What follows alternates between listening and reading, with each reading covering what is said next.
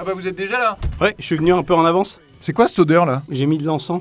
Pourquoi? J'avais besoin de me reconnecter à moi-même. Maintenant, je vais venir plus tôt pour méditer. Ah oui, donc c'est pour ça que vous êtes assis par terre donc. Oui, j'ai ramené mon tapis mandala champ de fleurs, mon bol tibétain et mon gong solaire 7 chakras. Ok, et c'est quoi le truc derrière là? Ah ça, mais c'est rien, c'est mon sac à dos. Oui, c'est-à-dire l'endroit où vous allez ranger toutes vos merdes pour qu'on puisse travailler. Je vous sens en colère. Ça me rappelle moi avant que je commence ma thérapie spirituelle. D'accord. Bonjour et bienvenue dans Fort Accord, votre analyse d'après-film en compagnie de Michel, le spécialiste technique de l'émission. Bonjour Michel. Bonjour Michel. Un problème sur un bâtiment, un technicien qui entre dans le champ, rien ne m'échappe. Et aujourd'hui Michel, une spéciale ectoplasme avec tous les SOS fantômes, de celui de Je 1900... me permets de vous corriger. On dit guide venu de l'au-delà.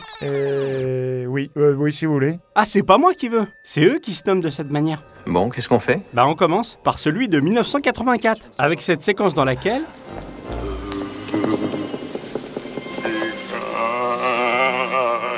Bill Murray frappe le livre bleu sur le bureau pour faire peur à son pote. Ah, vous êtes là. Sauf que... Quoi? Bah on vient de changer de plan. Oui, c'est un peu le cas dans tous les films, hein, Michel, on change de plan. Mais il n'y a plus le livre bleu. Ah oui, ok, d'accord. Oui, ok, bah bon petit Fort Accord pour débuter. Ah bon, et ça c'est mal. Pour nous, c'est plutôt bien. Il n'y aurait pas d'émission sinon. Michel, vous voyez, je me demande en voyant les images, c'est un film un peu vieux quand même, hein, c'est des jeunes qui nous regardent, donc sans vouloir remettre votre travail en question... Vous voulez du plus récent. Voilà. On avance dans le temps alors. Avec SOS Fantôme 2 de 1989 et cette scène dans laquelle, regardez bien, C'est... le bras d'un technicien. Un incident, t'as un cas isolé. Ah oui, c'est ça. Et ça ne se reproduira plus, c'est un incident isolé, c'est un coup qui n'arrive qu'une fois. Non, je voulais dire, c'est possible de faire encore plus récent que ça? 2016, ça vous dirait? Ouais, c'est mieux déjà. Alors commençons avec cet extrait. Le problème ici, il vient ni des comédiens, ni de l'équipe technique pour une fois. Il vient de qui alors? Du bâtiment, ici sur la gauche du restaurant chinois. C'est un garage. C'est un garage qui devient... C'était juste génialissime. Génialissime. un bâtiment neuf avec une fenêtre. Ah bah alors là, c'est complètement fou ça. Ce qui est encore plus fou, c'est que le garage... On s'équipe et direction le Mercado.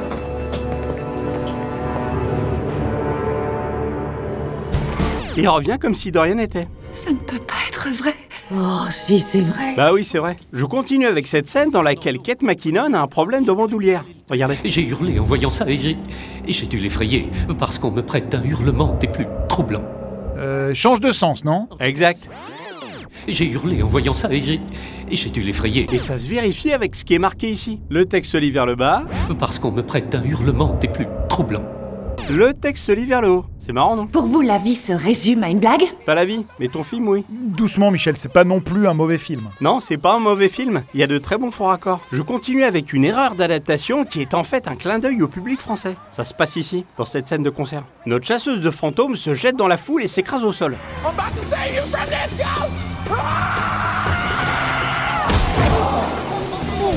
Okay, so I don't know if it was a race thing or a lady thing, but I'm mad as hell. Elle termine sa réplique par Mad as Hell. En VF, la fin de sa réplique a été remplacée par ça. Je vais vous sauver des griffes de ce fantôme!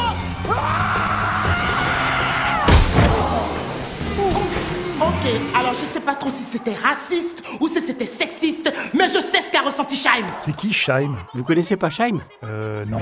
C'est elle.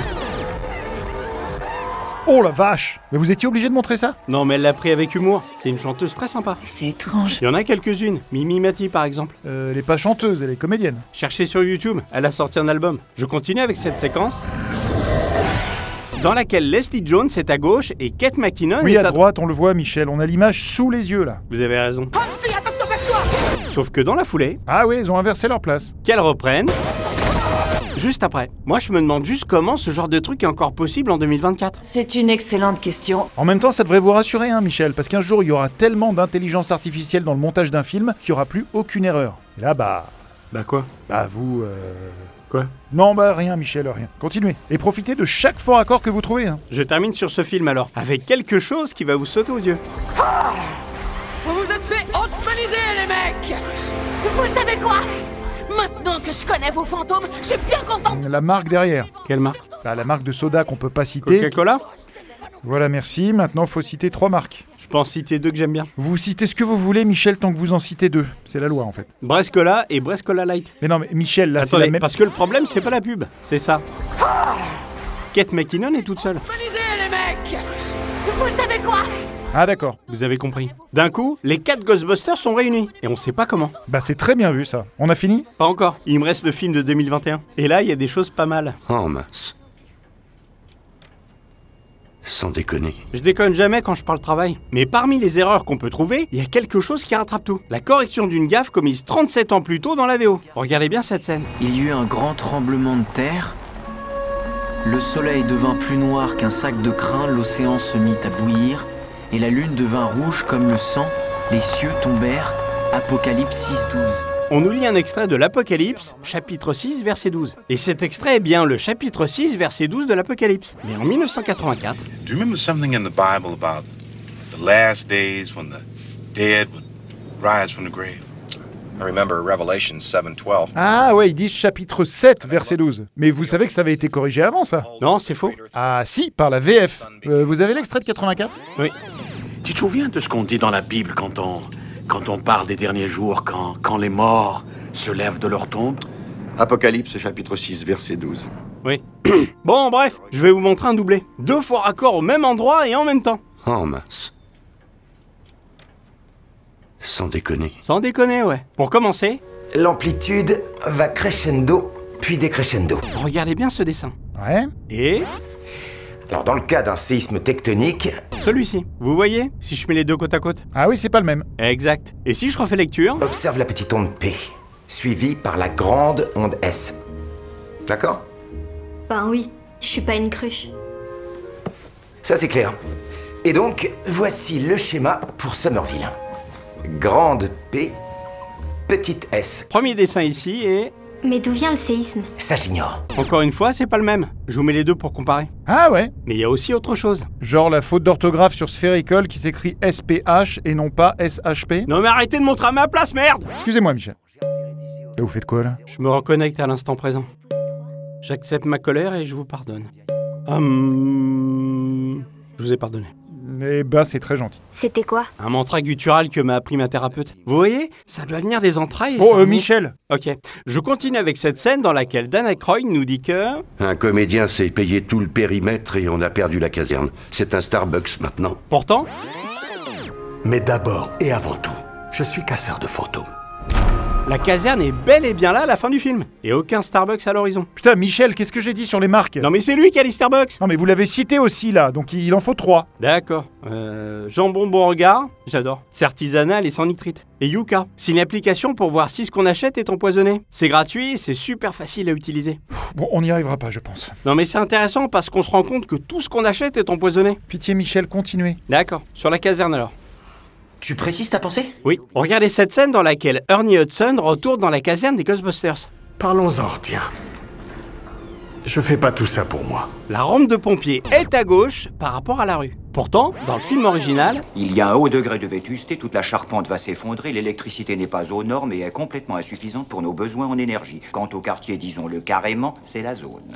Elle était de l'autre côté, parce que la rue est là, quoi. Non mais là, attendez Michel, c'est l'adaptation de 2021, c'est pas non plus obligé de faire pareil. Si vous aviez suivi les films, c'est censé être la même caserne. Ça semble si surprenant que ça. Ouais, vous avez raison. Je termine avec cette scène. Et un faux raccord assez fréquent, mais moi j'aime bien. Regardez. Carrie Coon est pieds nus, puis... C'est ma mère là-bas. En talons ici, et enfin... De nouveau pieds nus. C'est ballot. Je te le fais pas dire. Vous avez fini Michel? Oui, j'ai fini. Eh bien merci, c'était la fin de cette émission, on se retrouve très bientôt pour un nouveau faux raccord. Et j'aurai du lourd, du très très lourd.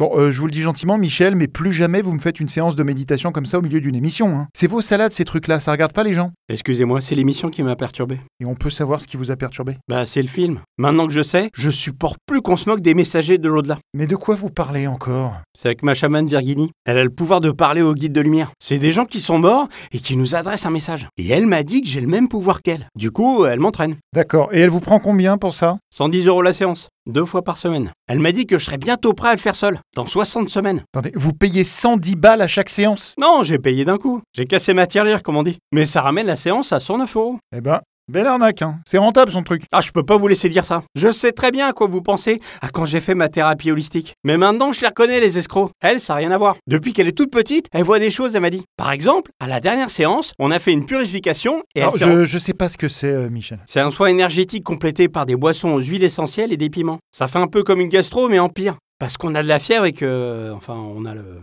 Le quoi? Bah en gros, pendant 24 heures, c'est comme si on s'était mis une braise en guise de suppôt. En tout cas, après, on est comme neuf. Et on est ouvert à la communication avec les autres dimensions. Et Virginie, elle a pu parler à ma mamie qui est venue la voir juste pour me passer un message de l'au-delà. Et vous a dit quoi, votre mamie? Qu'elle m'aimait, qu'elle était toujours là à côté de moi et qu'elle était fière de ce que je faisais. Bah c'est magnifique. Ça m'a retourné, vous imaginez pas. C'était fabuleux comme maman. J'ai beaucoup pleuré. Et je lui ai demandé de dire à ma mamie que je ferais toujours tout pour faire vivre son souvenir ici, au fond de mon cœur. Bah vous voyez, Michel, vous me mettez les larmes, là. Hein. Je peux vous poser une question, quand même? Bien sûr. Elle est morte, votre mamie? Merde. Ouais. Je me suis fait arnaquer, je crois, Michel. Je crois aussi, Michel. Un gentil figurant qui dort, des cadavres qui respirent encore, une épée en latex, un slip dans une grosse scène de sexe, une fille toute sèche qui sort de l'eau, un nain déguisé en manchot, j'attaque les champs en contre-champ, les mauvais raccords dans le mouvement, les effets spéciaux de pacotille, les blockbusters je les rabis.